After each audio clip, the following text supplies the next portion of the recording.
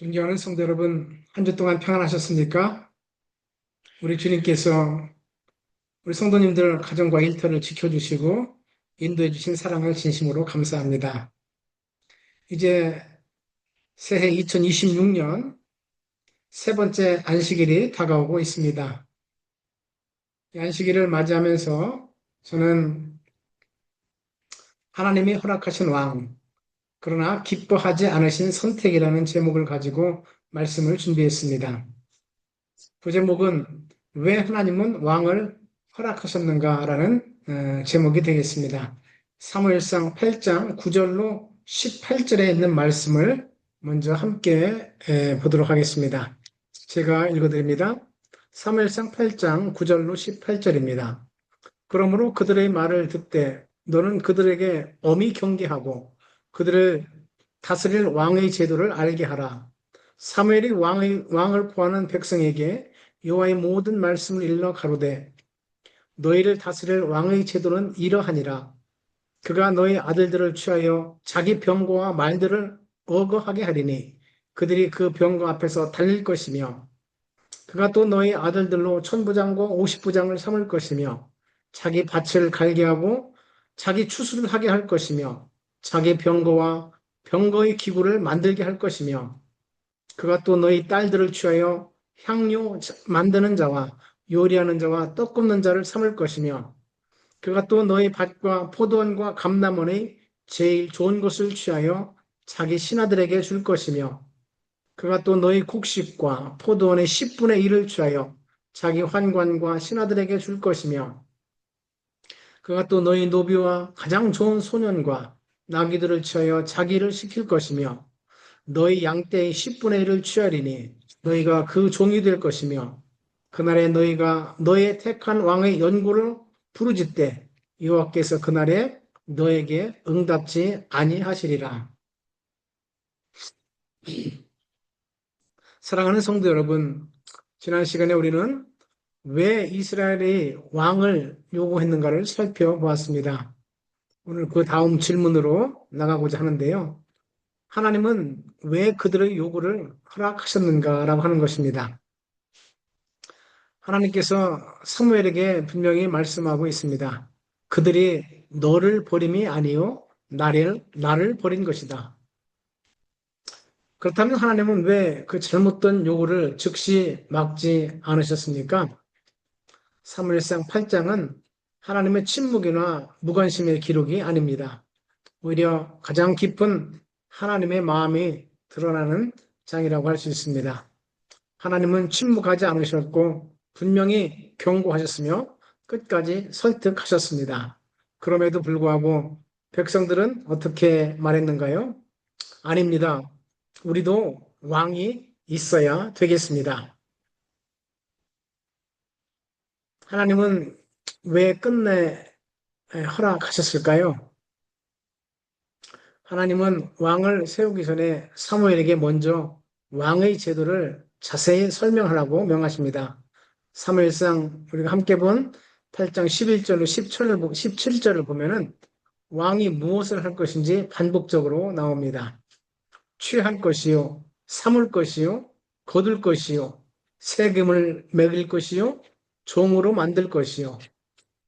여기서 가장 중요한 반복되는 단어는 취하리라라고 하는 단어입니다. 하나님은 왕이 백성을 섬기지 않을 것을 미리 아신 것이죠. 하나님께서는 사실 하나님의 백성을 섬기는 분이셨는데 왕은 그렇지 않을 것이라는 사실을 분명히 이야기하고 있습니다. 왕은 보호자인 것처럼 보일지 모르지만 사실은 소유자가 될 것이라고 말하고 있는 것이죠. 구조선자 606페이지에 이렇게 말합니다. 왕의 요구는 백성의 몸과 재산에 무거운 부담을 지울 것이었다. 하나님께서는 왕의 제도를 감추거나 미워하지 않고 현실 그대로 말해주시고 보여줌에도 불구하고 백성은 왕을 선택했습니다. 그런데도 하나님은 왜 그것을 허락하셨을까요? 분명히 왕의 제도가 불합리하고 백성들에게 힘과 또 고통과 여러 가지 따르기 힘든 제약이 있음에도 불구하고 왜 그것을 허락하셨습니까? 호세아 13장 11절에도 이런 말씀이 나옵니다. 내가 분노함으로 내게 왕을 주고 진노함으로 패하였노라. 이 말씀은 왕정 자체가 하나님의 기쁨이 아니었음을 분명히 보여줍니다. 사실 하나님의 어떠한 허락은 축복이 아니라 인간의 완고함에 대한 어쩔 수 없는 하나님의 허락인 것입니다. 하나님께서는 때때로 사람들이 고집스럽게 요구하는 것을 허락하심으로 그 선택의 결과를 직접 경험하게 하신다. 왜 그렇습니까? 강요된 순종은 순종이 아니기 때문에 그렇습니다. 하나님은 사람을 로봇처럼 다루지 않습니다. 사랑은 선택을 전제로 합니다. 그래서 하나님은 백성들이 직접 배워야 할 교훈을 경험을 통해서 배우게 하시는 것이죠. 자, 그렇다면 이렇게 요구에서 허락된 첫 번째 왕은 누구였습니까? 바로 사울이었습니다. 사울은 백성들이 원하던 조건을 완벽히 갖춘 왕이라고 할 수 있습니다. 우선 보기에 키가 컸고 외모가 뛰어났으며 또한 군사적 리더십도 있었습니다. 열방의 왕과 닮아 있었던 것입니다. 그러나 사울에게 결정적인 문제가 있었는데 그것은 하나님 앞에 서는 법을 배우지 못한 사람이었다고 하는 것입니다. 사울은 늘 이렇게 말했습니다. 백성이 나를 떠날까봐 두렵다. 상황이 급해서 어쩔 수 없었다.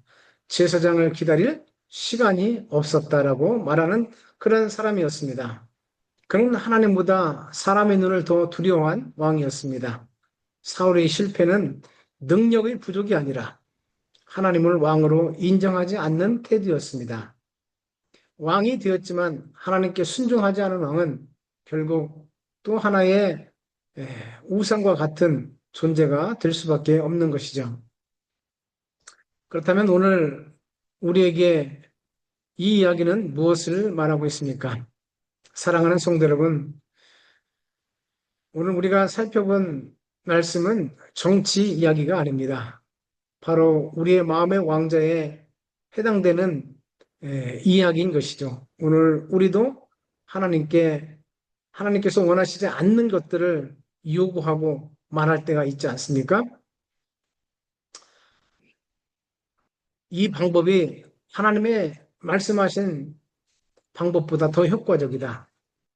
현실적으로는 하나님과 반대되는 이 선택을 할 수밖에 없다.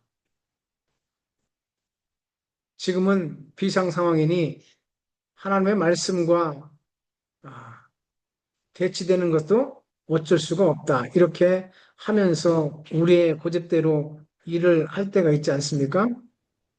그때 하나님께서 침묵하심으로 허락하십니다. 그러나 그것은 기쁨의 허락이 아니고 우리로 하여금 이스라엘 백성이 그랬던 것처럼 그들이 왕을 요구했던 것처럼 그것을 허락할 뿐입니다. 그러므로 우리가 진정 배워야 될 것을 배우게 하는 그러한 허락이 되는 것이죠.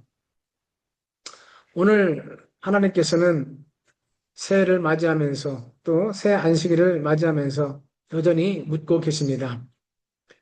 너희들은 나를 진정한 왕으로 삼겠느냐라고 말이죠. 참된 회복은 환경이 바뀌는 것이 아니라 다시 우리 주님께서 우리의 왕좌에 앉으실 때 그것은 시작되는 것입니다. 이 안식에 다시 한번 우리 주님을 우리의 온전한 왕으로 모실 수 있는 귀한 마음이 저와 여러분 모두에게 있기를 간절히 바라겠습니다. 기도하겠습니다. 하나님 아버지, 새해를 열어주시고 세 번째 안식일을 맞는 시간이 다가오고 있습니다.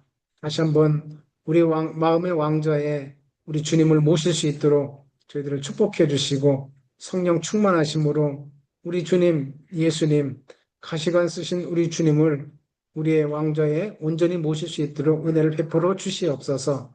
그래서 우리가 더욱더 주님을 사랑하고 주의 뜻을 이루고 주의 나라를 확장시키는 귀한 주의 여건들이 다 될 수 있도록 축복해 주시옵소서. 복된 안식일 다가옵니다. 우리의 영과 혼과 몸을 거룩하게 하시고 우리 주님 예수님의 놀라운 사랑과 은혜 가운데서 참된 행복을 누리도록 도와주시고 사랑하는 장로님, 집사님, 모든 가족들, 자녀들 다 지켜주시고 보호하시고 축복해 주시옵소서. 사랑과 은혜가 충만하신 예수님의 이름으로 감사하며 간절히 기도를 드렸습니다. 아멘.